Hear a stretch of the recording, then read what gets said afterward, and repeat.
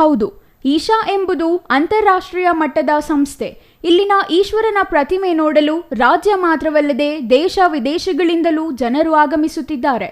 ಆದರೆ ಇಲ್ಲಿ ನಿರ್ಮಾಣ ಮಾಡಿರುವ ಈಶಾ ದೇವಾಲಯದಿಂದ ಸ್ಥಳೀಯರಿಗಾಗಲಿ ಸರ್ಕಾರಕ್ಕಾಗಲಿ ಸಾಸುವೆ ಕಾಳಷ್ಟು ಅನುಕೂಲ ಇಲ್ಲ.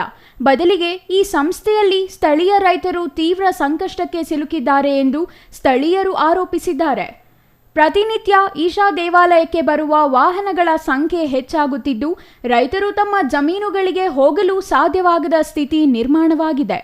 ಅಲ್ಲದೆ ಸರ್ಕಾರಿ ಜಮೀನು ಒತ್ತುವರಿ ಮಾಡಿ ದೇವಾಲಯ ನಿರ್ಮಿಸಿದ್ದು, ಸರ್ಕಾರಿ ಜಾಗದಲ್ಲಿಯೇ ರಸ್ತೆ ನಿರ್ಮಿಸಲಾಗುತ್ತಿದೆ ಎಂದು ಆರೋಪಿಸಿ ಸಾವಿರಾರು ಸಂಖ್ಯೆಯಲ್ಲಿ ಇಂದು ಸ್ಥಳೀಯ ರೈತರು ಈಶಾ ಮುಂದೆ ಬೃಹತ್ ಪ್ರತಿಭಟನೆ ನಡೆಸಿ ಆಕ್ರೋಶ ವ್ಯಕ್ತಪಡಿಸಿದರು. ಈ ವೇಳೆ ಮಾತನಾಡಿದ ವಕೀಲ ನಾರಾಯಣಸ್ವಾಮಿ ಅವರು, ಆವಲಗುರ್ಕಿ ಗ್ರಾಮ ಪಂಚಾಯಿತಿ ವ್ಯಾಪ್ತಿಯಲ್ಲಿರುವ ಈಶಾ ದೇವಾಲಯ ಸಮಾಜ ಸೇವೆ ಹೆಸರಿನಲ್ಲಿ ರೈತರಿಂದ ಜಮೀನು ಖರೀದಿಸಿದೆ. ಕಂದಾಯ ಇಲಾಖೆ ಮತ್ತು ಅರಣ್ಯ ಇಲಾಖೆ ಜಮೀನು ಒತ್ತುವರಿ ಮಾಡಿ ಹಣ ವಸೂಲಿ ಮಾಡುವ ದಂಧೆ ಮಾಡಿಕೊಂಡಿದ್ದಾರೆ.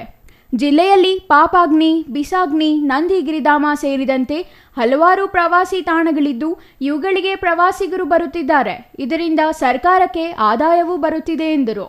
ಆದರೆ ಈಶಾ ಬಳಿ ಈಶ್ವರನ ವಿಗ್ರಹ ಮಾಡಿ ಜನರನ್ನು ಮರಳು ಮಾಡಿ ಹಣ ಸುಲಿಗೆ ಮಾಡಲಾಗುತ್ತಿದೆ. ಇದರಿಂದ ಜಿಲ್ಲೆಯಲ್ಲಿರುವ ಪ್ರಮುಖ ಪ್ರವಾಸಿ ತಾಣಗಳಿಗೆ ಧಕ್ಕೆಯಾಗುತ್ತಿದೆ. ಇಲ್ಲಿ ದೇವರಿಗೆ ಪೂಜೆ ಮಾಡುತ್ತಿಲ್ಲ. ಇವರು ಪಡೆದಿರುವ ಜಮೀನಿಗೆ ಸಂಬಂಧಪಟ್ಟ ಪ್ರಾಧಿಕಾರದಿಂದ ಭೂ ಪರಿವರ್ತನೆ ಆಗಿಲ್ಲ. ಇದನ್ನು ಕೂಡಲೇ ನಿಲ್ಲಿಸಬೇಕು. ಈವರೆಗೂ ಸರ್ಕಾರಕ್ಕೆ ಹಲವು ಬಾರಿ ಮನವಿ ನೀಡಿದರೂ ಕ್ರಮ ಜರುಗಿಸಿಲ್ಲ. ಸರ್ಕಾರದ ನಿರ್ಲಕ್ಷ್ಯ ಹೀಗೆ ಮುಂದುವರಿದರೆ ಮುಂದಿನ ದಿನಗಳಲ್ಲಿ ಉಗ್ರ ಹೋರಾಟಕ್ಕೆ ತೀರ್ಮಾನ ಮಾಡಿದ್ದೇವೆ ಎಂದರು.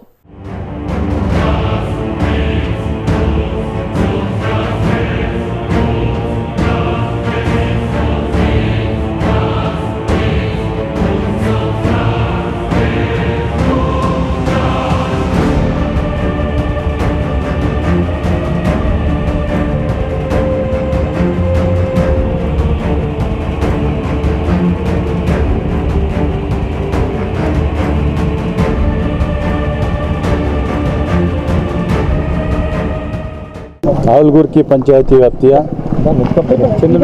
ಏನು ಈಶಾ ಫೌಂಡೇಶನ್ ಅಂತ ಮಾಡಿದ್ದಾರೆ 2019ರಲ್ಲಿ 83 ಎಕರೆ ಜಮೀನನ್ನು ಖರೀದಿ ಮಾಡಿ ಅದರಲ್ಲಿ ಏನೋ ನಾವು ಒಂದು ಸಮಾಜ ಸೇವೆ ಮಾಡ್ತೀವಿ, ವಿದ್ಯಾ ಸಂಸ್ಥೆಯನ್ನು ನಡೆಸ್ತೀವಿ ಅಂತ ಹೇಳ್ಬಿಟ್ಟು ಒಂದು ಸುಳ್ಳು ಆಶ್ವಾಸನೆಯನ್ನು ಕೊಟ್ಟು ಅತ್ಯಂತ ಕಮ್ಮಿ ದರದಲ್ಲಿ ರೈತರಿಂದ ಜಮೀನನ್ನು ಕೊಂಡ್ಕೊಂಡಿದ್ದಾರೆ.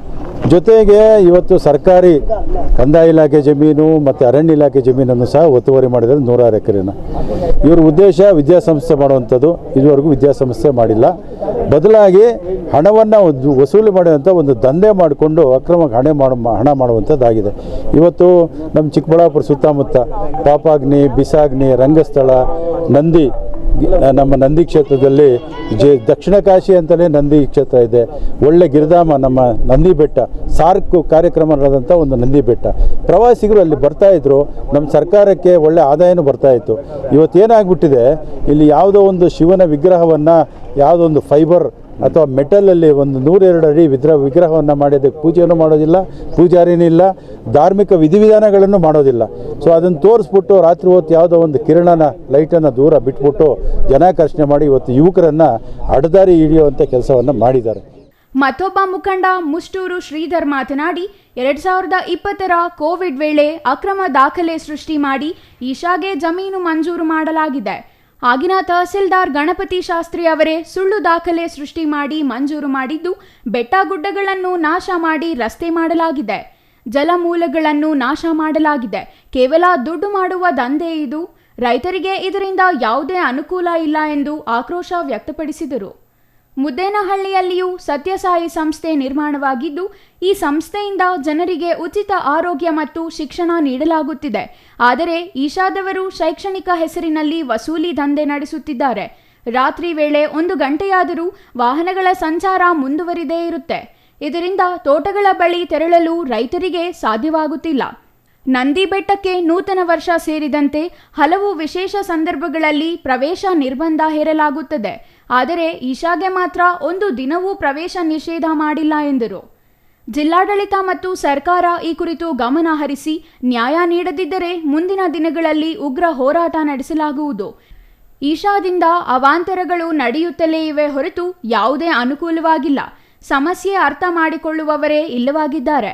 ಹಾಗಾಗಿ ಜಿಲ್ಲಾಡಳಿತ ಮತ್ತು ಸರ್ಕಾರ ಗಮನ ಹರಿಸಿ ನ್ಯಾಯ ಕೊಡದಿದ್ದರೆ ಉಗ್ರ ಹೋರಾಟ ಅನಿವಾರ್ಯವಾಗಲಿದೆ. ಇಂದು ಸಾವಿರಾರು ಮಂದಿ ಶಾಂತಿಯುತವಾಗಿ ಹೋರಾಟ ಮಾಡಲಾಗಿದೆ ಎಂದರು. ಇವತ್ತು ಏನು ಈಶಾ ಫೌಂಡೇಶನ್ ವಿರುದ್ಧ ಪ್ರತಿಭಟನೆ ಮಾಡ್ತಾ ಇದ್ದೀವಿ ನಾವೆಲ್ಲ ಮುಖಂಡರು ಸೇರಿ. ಯಾವ ಕಾರಣಕ್ಕೆ ಅಂದರೆ 2019ರಲ್ಲಿ ಇಲ್ಲಿ ಬಂದು ಕೋವಿಡ್ ಸಮಯದಲ್ಲಿ 20ರಲ್ಲಿ ಒಳಗೊಳಗೆ ಅಕ್ರಮವಾಗಿ ತಹಸೀಲ್ದಾರ್ ಗಣಪತಿ ಶಾಸ್ತ್ರಿ ಅಕ್ರಮ ದಾಖಲೆಗಳು ಸೃಷ್ಟಿ ಮಾಡಿ 3 ಗಂಟೆವರೆಗೂ ನಮ್ಮ ರೈತರನ್ನ ಒಳಗಡೆ ಎಂಟ್ರಿ ಕೊಡದೆ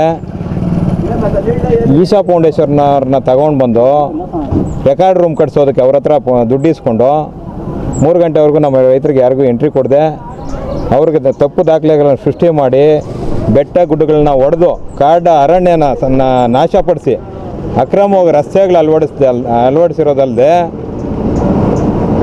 ಜಲಮೂಲಗಳನ್ನ ಮುಚ್ಚಾಕಿರೋದಲ್ಲದೆ ಈ ಪಂಚಗಿರಿಗಳ ಧಾಮ ಏನು ಬೆಟ್ಟಗಳ ಶ್ರೇಣಿ ಇದೆ, ಈ ಶ್ರೇಣಿಗಳನ್ನ ಮೂಲ ಇದನ್ನು ಕೆಡವಿ ಇವತ್ತು ಅವರು ವಾಣಿಜ್ಯ ತೆರಿಗೆ ಏನು ವಾಣಿಜ್ಯ ಕಮರ್ಷಿಯಲ್ ಪರ್ಫಾರ್ಮೆನ್ಸ್ ಮಾಡಿದ್ದಾರೆ, ದುಡ್ಡು ಮಾಡುವಂಥ ಕಾರ್ಯಕ್ರಮ ಇದು.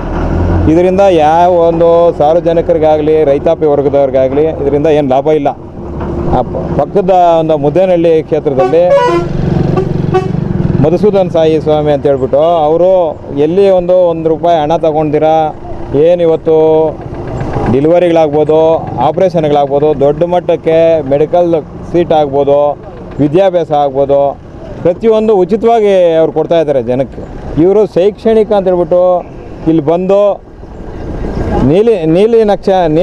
ನೀಲಿ ಝೋನ್ ಇರೋದಂಥದ್ದನ್ನು ರೆಡ್ ಝೋನ್ ಮಾಡಿಕೊಂಡು ಎಲ್ಲರ ಹತ್ರ ದಂಧೆ ವಸೂಲಿ ಮಾಡಿಕೊಂಡು ಟೋಲ್ ಕಲೆಕ್ಷನ್ ಮಾಡಿಕೊಂಡು ಕಾರುಗಳ ಪಾರ್ಕಿಂಗಲ್ಲಿ ಇವರು ಒಂದು ಸಮಸ್ಯೆನ ಇಂಪ್ರೂವ್ ಮಾಡೋಕ್ಕೋಸ್ಕರ ನಮ್ಮನ್ನೆಲ್ಲ ಬಲಿ ಮಾಡ್ತಾ ಇದ್ದಾರೆ. ಇನ್ನು ಆವಲಗುರ್ಕಿ ಪಂಚಾಯಿತಿಯ ಸರ್ವೆ ನಂಬರ್ 175ರಲ್ಲಿ 70 ಎಕರೆ ಭೂಮಿ ಯಾರ ಅನುಮತಿ ಪಡೆಯದೆ ಈಶಾದವರು ರಸ್ತೆ ಮಾಡಿದ್ದಾರೆ. ಇದನ್ನು ಗಮನಿಸಿದ ಚಿಕ್ಕಬಳ್ಳಾಪುರ ತಹಸೀಲ್ದಾರ್ ಅವರು ಈಶಾಗೆ ನೋಟಿಸ್ ನೀಡಿದ್ದಾರೆ. ನೋಟಿಸ್ನಲ್ಲಿ ಕೂಡಲೇ ಒತ್ತುವರಿ ಭೂಮಿ ತೆರವು ಮಾಡುವಂತೆ ಸೂಚಿಸಲಾಗಿದೆ. ಆದರೆ ಈಶಾದವರು ನ್ಯಾಯಾಲಯಕ್ಕೆ ಹೋಗಿ ತಹಸೀಲ್ದಾರ್ ಆದೇಶಕ್ಕೆ ತಡೆಯಾಜ್ಞೆ ತಂದಿದ್ದಾರೆ. ಈಶಾದವರಿಗೆ ಹಿರಿಯ ವಕೀಲರಿದ್ದು ಅವರು ನ್ಯಾಯವನ್ನೇ ಖರೀದಿಸುವ ಕೆಲಸ ಮಾಡುತ್ತಿದ್ದಾರೆ ಎಂದು ಆರೋಪಿಸಿದರು. ಇನ್ನು ಹೊರ ರಾಜ್ಯದಿಂದ ಬಂದು ಇಲ್ಲಿ ಸ್ಥಳೀಯರ ಮೇಲೆ ದೌರ್ಜನ್ಯ ಮಾಡುತ್ತಿದ್ದಾರೆ. ಇಂದು ಪ್ರತಿಭಟನಾ ಸ್ಥಳಕ್ಕೆ ತಹಸೀಲ್ದಾರ್ ಬಂದು ಆಶ್ವಾಸನೆ ನೀಡಿದ್ದಾರೆ. ಕೂಡಲೇ ಈಶಾ ವಿರುದ್ಧ ಕಾನೂನು ಕ್ರಮ ಜರುಗಿಸದಿದ್ದರೆ ಸ್ಥಳೀಯರು ಉಗ್ರ ಹೋರಾಟ ನಡೆಸಲಾಗುತ್ತದೆ. ಸ್ಥಳೀಯ ರೈತರಿಗೆ ಆಗುತ್ತಿರುವ ಅನ್ಯಾಯ ತಪ್ಪಿಸಲು ಜಿಲ್ಲಾಡಳಿತ ಮತ್ತು ಸರ್ಕಾರ ಕೂಡಲೇ ಕ್ರಮ ಜರುಗಿಸಬೇಕೆಂದು ಅವರು ಒತ್ತಾಯಿಸಿದರು.